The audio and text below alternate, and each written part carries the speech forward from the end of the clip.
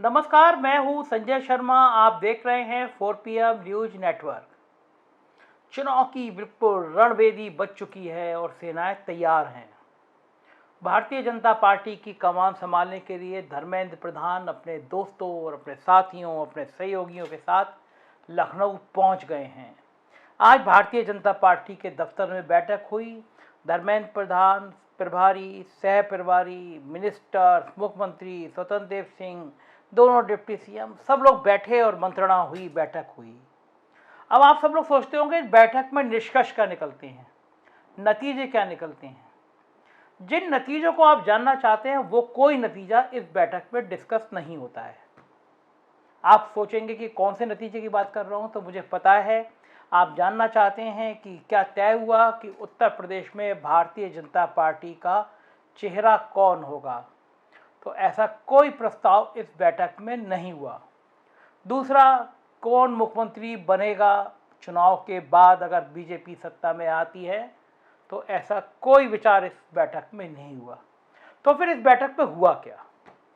इस बैठक में आमतौर पे जब कोई राज्य में चुनाव होता है तो भारतीय जनता पार्टी संगठन को कील कहते हैं ना, कील वील बिल्कुल दुरुस्त कर लेना, तो वैसी दुरुस्त करती है भारतीय जनता पार्टी। संगठन की बैठकें होती हैं और बेसिकली इन संगठनों की बैठकों से मैसेज देना होता है, निचले स्तर से लेकर ऊपर स्तर तक मैसेज देना होता है कि देखो हाईकमान बहुत चिंता कर रहा है, चुनाव को लेकर बहुत संवेदनशील है, तो आप लोगों को भी अलर्ट के मोड में रहना है।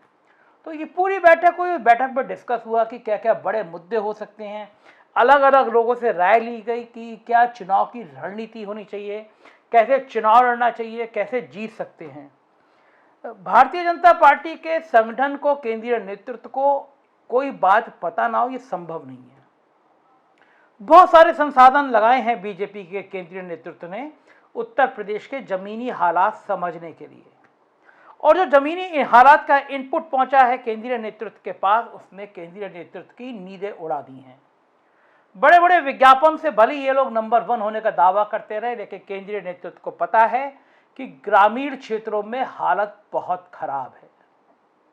कितना भी कहते रहे कि कोरोना में यूपी ने सबसे बेहतर काम किया, केंद्रीय नेतृत्व जानता है उत्तर प्रदेश के गांव-गांव में लाशों के ढेर लग गए।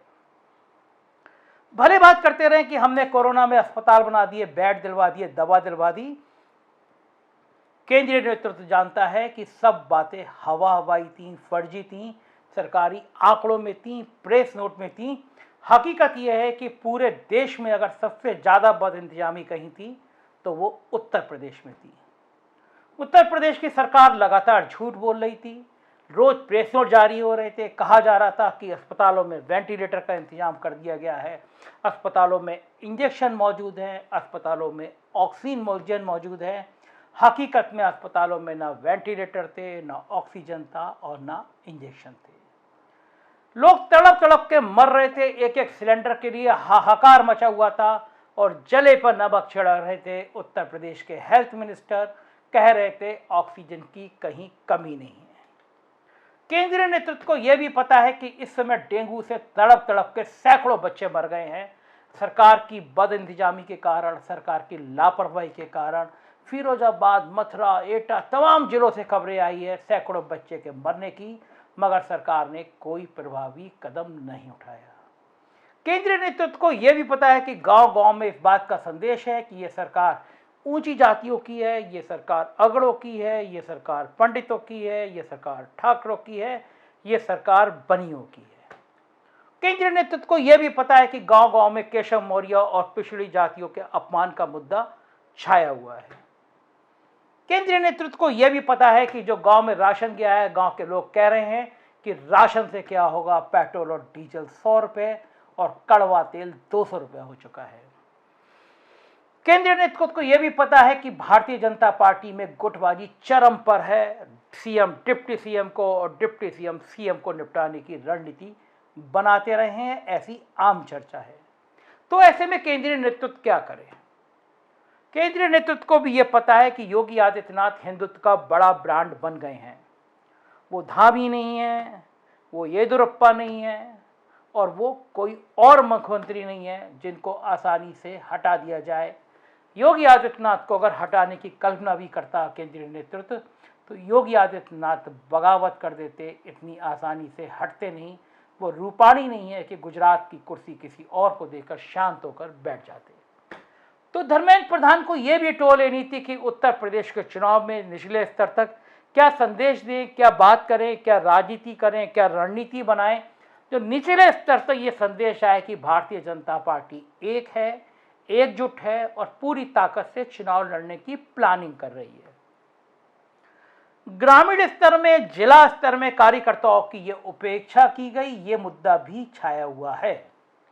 कार्यकर्ताओं को छोड़िए, विधायकों की कोई हैसियत नहीं रही। 4.5 साल में मंत्री और विधायक दर दर की ठोकर पाते रहे, कहते रहे, मगर अफसरों ने उनकी बेइज्जती करने में कोई कसर नहीं छोड़ी।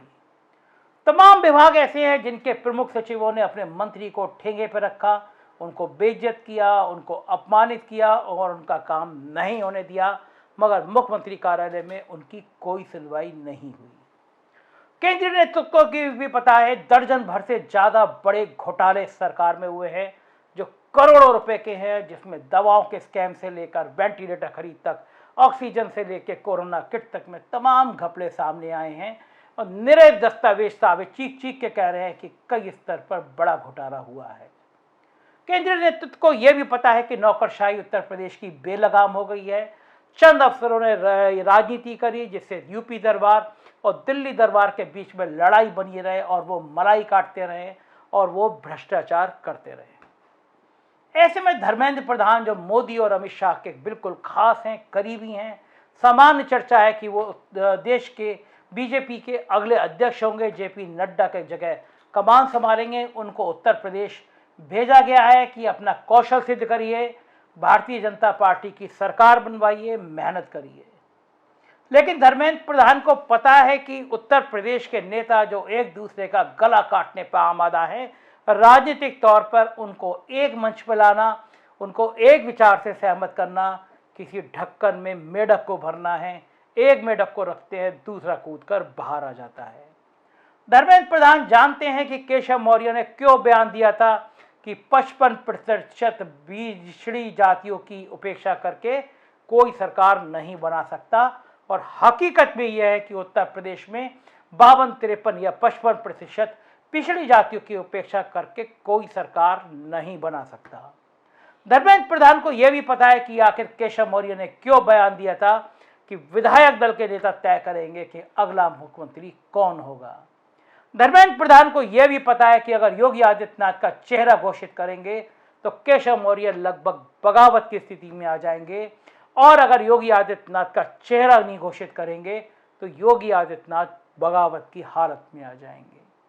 तलवार की धार है, कीलें बिछी हुई हैं और धर्मेंद्र प्रधान को उस पर चल कर जाना है। देखना ये होगा उस पर चल के वे सत्ता के शिखर तक पहुंचेंगे या लहूलुहान होकर बीच में गिर जाएंगे, क्योंकि विपक्ष हल्का नहीं है। अखिलेश यादव ऊर्जा से भरे हुए हैं, गांव गांव में उनकी बातें हो रही हैं, उनके काम याद आ रहे हैं। पूरी रणनीति यह है कि चुनाव हिंदू मुसलमान, भारत पाकिस्तान, तालिबान के मुद्दे पर आ जाए।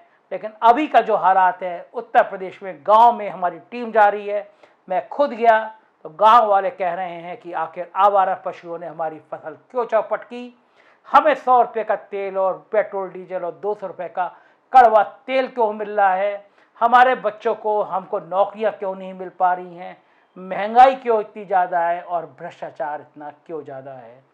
तो जाहिर है बहुत सारे सवाल हैं जिनका जवाब धर्मेंद्र प्रधान को देना पड़ेगा, खोजना पड़ेगा और समझना पड़ेगा। फिलहाल भारतीय जनता पार्टी की बिसात में सारे सेनापति आ गए हैं। देखना यह है कि आगे आके कौन कौन से तर्कश से कौन कौन से तीर निकलेंगे और किस तरह फतेह हासिल होगी।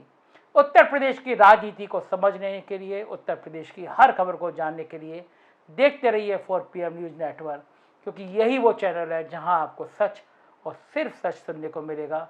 सब्सक्राइब करिए, दोस्तों से कहिए सच सुनना हो तो देखें 4PM news network. Thank you.